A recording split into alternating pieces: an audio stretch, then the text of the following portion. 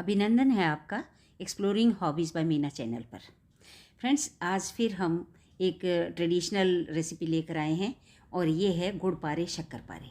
और गुड़ पारे बनाने के लिए हमने कुछ गुड़ लिया है, शक्कर पारे के लिए चीनी ली है और साथ में मैदे को गूंदने के लिए हमने थोड़ा गुनगुना दूध लिया है और थोड़ा सा पिघला हुआ घी लिया है। तो ये शक्कर पारे और गुड़ पारे के लिए मैदा हम एक साथ गूंद लेंगे और इसके लिए मैंने मैदा लिया है 500 ग्राम। 500 ग्राम मैदे में हमने 100 ग्राम गुनगुना दूध लिया है और इसके अलावा जो चाहिएगा वो हम पानी डाल लेंगे।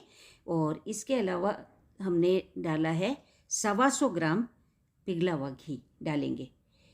और घी क्या है कि मैदे का हमेशा 1/4 लेना चाहिए, ये एक टिप है आपके लिए। मैदा जब ऐसी चीज़ों के लिए मैदा गूंदना है तो 1/4 घी हमें मोयन के लिए लेना है। तो ये लीजिए 1/4 घी मैंने 125 ग्राम पिघला हुआ घी डाल दिया है और एक बार इसको मिला करके, और ये देखिए इस तरह से मुट्ठी बंधने लायक, बढ़िया अच्छी मुट्ठी बंधने लायक बिल्कुल बाइंड हो जाए, ऐसा हमें मोयन डालने के बाद मैदा चाहिए। अगर शक्कर पारे हमें बनाने हैं, गुड़ पारे हमें बनाने हैं तो वो अच्छे बने, इसके लिए हमें इस तरह से मुट्ठी बंद वाला मैदा चाहिए मोयन डालने के बाद में। तो फ्रेंड्स, इस मैदे को हम ये गुनगुना दूध डाल करके और गूंद लेते हैं और इसके बाद में आगे की प्रोसेस शुरू होगी। मैदे के शक्कर पारे अगर आप पसंद नहीं करते हैं, मैदे के गुड़ पारे अगर आप पसंद नहीं करते हैं तो आप या तो इसमें आटा मिला सकते हैं या केवल आटे के भी बना सकते हैं। केवल आटे के भी बनाएंगे अगर इस तरह से, इस रेशियो में अगर आप घी और ये क्या दूध से बनाएंगे तो इसी बहुत अच्छे बन जाएंगे आटे के भी। और अगर आटे में मैदा मिला करके या कुछ आटा कुछ मैदा मिला करके भी बनाते तो भी उतने ही अच्छे बनेंगे। मैदे को गूंदने के बाद हमने आधा घंटा रेस्ट के लिए छोड़ दिया था और अब ये मैदा हमारा बेले जाने के लिए तैयार है। तो चलिए पहले इसको अच्छे से मल लेते हैं हाथ से, ताकि ये और भी अच्छा हो जाए गूंद करके। सेमी सॉफ्ट मैदा हमने गूंदा है, ना ज़्यादा हार्ड है, कड़ा है, और ना ही ज़्यादा नरम है। सेमी सॉफ्ट, सख्त से थोड़ा कम और सॉफ्ट से थोड़ा ज़्यादा। तो सेमी सॉफ्ट मैदा गूंदने के लिए गूंदा है हमने।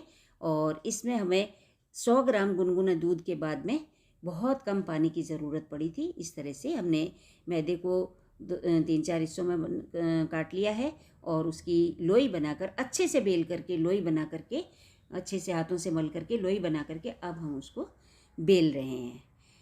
बेलन से उसको पतले बेलन से बेलना चाहिए, क्योंकि अगर हम मोटे बेलन से बेलेंगे तो ये बिल्कुल सॉफ्ट आटा नहीं है, जो इसका लगता है वो बहुत सॉफ्ट नहीं है, सेमी सॉफ्ट है। तो पतले बेलन ज़्यादा काम आएगा। तो इस तरह से ये लीजिए, हमने ये इतने मोटाई का एक रोटी इसकी बेल ली है। और जहाँ से भी मोटा हो इसमें हाथ लगा कर देख लेना चाहिए कि जहाँ से भी मोटा हो वहाँ पर 1-2 बार बेलन और चला करके रोलर की सहायता से इसको बिल्कुल बराबर समतल कर देना चाहिए। तो ये हमारी फ्रेंड्स, ये रोटी बन करके इसकी तैयार है। इस हमने बेल लिया है इसको। अब हम चाकू की मदद से इसको काट लेंगे। तो जहाँ से भी मोटा लगे हम हाथ से भी उसको सेट कर सकते हैं। चाकू की मदद से हमें ना ज़्यादा पतले काटने हैं और ना ही ज़्यादा मोटे काटने हैं। आप चाहें, मैं वैसे इनको लंबा काट रही हूँ, आप चाहें तो इनको डायमंड शेप में भी काट सकते हैं। तो इस तरह से कट करके, और ये हमारे शक्कर पारे तैयार हैं।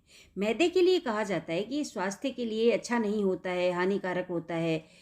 तो देखिए ऐसा है कि ये अभी होली आने वाली है और होली के त्यौहार पर सब जगह बनाए जाते हैं ये मैदे के शक्कर पारे। और ट्रेडिशन तो यही है कि मैदे का बनता है। अब ये देख लो कि पुराने ज़माने में या जब हम बच्चे थे तब ये आराम से खाए भी जाते थे, पचाए भी जाते थे।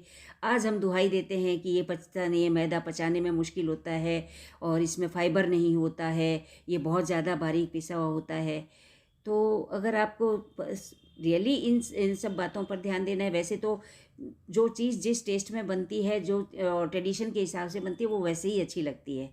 तो मैं तो, सही बात तो ये है कि आज केवल मैदे के बना रही हूँ, लेकिन अगर आप चाहें तो इनको थोड़ा सा आटा मिला लें इसमें, और आटा मिला करके बना लें, या फिर पूरा ही आटा ले लें। तो आपकी मर्ज़ी है, आप चाहें जैसे बनाएं, लेकिन होली पर ये पकवान बनाना ना भूलें। और इसके अलावा भी ये जो शक्करपारे गुड़पारे हैं शंकर चौथ पे भी बनते हैं। वैसे भी नाश्ता तैयार करके जहाँ जहाँ मीठा पसंद किया जाता है तो कुछ ना कुछ मीठा नाश्ता हमें चाहिए होता है। तो ऐसे में क्या है कि शक्करपारे बना करके रख लिए जाते हैं, कई दिन तक खाए जाते हैं। तो घर में जैसे छोटे बच्चे होते हैं तो आराम से दिन में नाश्ता कर सकते हैं। तो जहाँ मीठा पसंद किया जाता है वहाँ मीठा नाश्ते में ये सबसे ज़्यादा बनाए जाते हैं, शक्करपारे गुड़पारे। तो और कहीं कहीं तो केवल शक्करपारे ही बनाए जाते हैं, गुड़पारे नहीं बनाए जाते हैं। लेकिन सही बात तो ये है कि गुड़पारे जब बन जाते हैं तो शक्करपारे से भी ज़्यादा अच्छे लगते हैं, बहुत ही अच्छे लगते हैं, टेस्टी लगते हैं, बशर्ते कि उसकी हम जो चाशनी चढ़ा रहे हैं वो बिल्कुल सही बैठ जाए, वो सूखे सूखे बन जाएं। ऐसे गीले नहीं बनने चाहिए, सौगी नहीं होने चाहिए। और सौगी ना हो इसके लिए हमें क्या करना है, इसकी टिप आपको आगे मिलेगी। फ़िलहाल हमने ये तीसरी लोई भी बेल करके काट ली है और इन सबको थोड़ी देर के लिए फैला दिया है। इससे क्या है, इनमें हवा लगेगी और ये सूखेंगे नहीं, लेकिन थोड़ा इनको हवा लग जाएगी।